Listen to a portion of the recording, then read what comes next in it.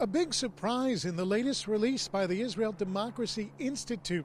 They released their 16th annual Democracy Index on Monday, taking a look at trends across Israeli society and politics and culture, finding out that the biggest divide in Israeli society now is not between Jews and Arabs or between the religious and the secular. It's between the left and the right. It's all political now. For the first time in the past few years, we're seeing a growing divide between the center-left bloc and the right-wing bloc as the sort of most defining rift of Israeli society. If in the past the defining rift was between Jews and Arabs, this is a change.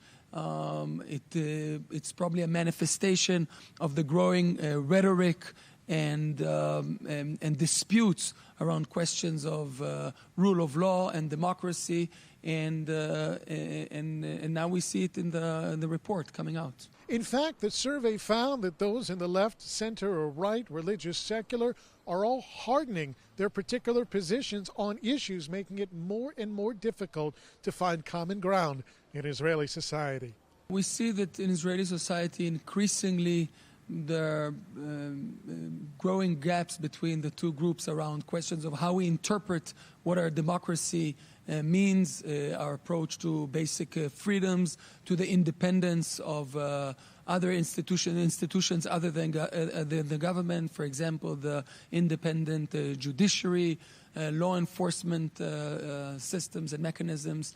And in this respect, our main challenge is to strengthen and redefine the common denominator that we as Israeli citizens share together, principles of the Declaration of Independence that bring us together rather than allow some irresponsible politicians to drive us apart.